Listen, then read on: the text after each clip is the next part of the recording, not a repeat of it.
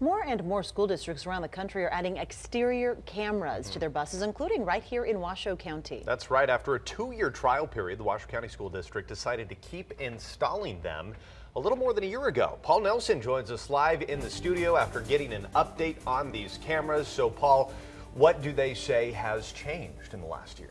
Well, for one thing, they say it's made drivers think twice before passing a bus, Landon. 70 of Washoe County school buses have exterior cameras, and they plan to keep adding them to make the pickup and drop-off process as safe as possible for students.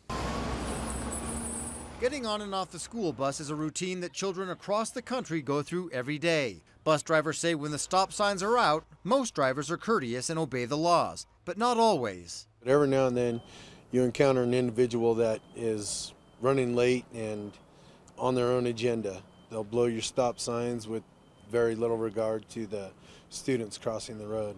That's why Wilson says having exterior cameras is a good idea. In fact, he says he had a near miss just this morning. I'm liable for the well-being of every one of these kids. As a bus driver, as a father, and a grandparent, it makes me very frustrated. It's estimated that 13 million American drivers illegally passed parked buses last year. Some incidents have been caught on these cameras, like in Austin, Texas. In back-to-back days, they captured a driver blowing through the bus's stop signs and hitting a student. Luckily, both were okay. It's no different than running a red light with pedestrians in the crosswalk. While it is illegal to pass a bus when kids are getting on or off, these cameras cannot be used to cite violators in Nevada.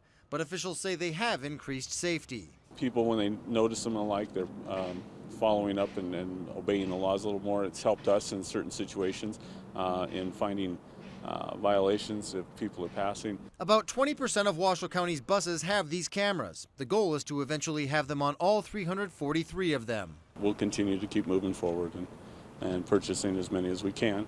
While the cameras can serve as a deterrent for impatient drivers, it's up to them to obey the rules of the road and allow kids to get to school and back safely.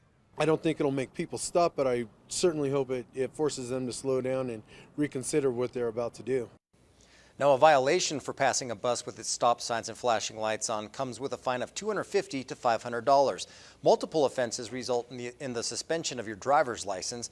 The legislature would have to pass a law in order to use cameras to issue citations. Covering School Watch live in the studio, Paul Nelson, Channel 2 News.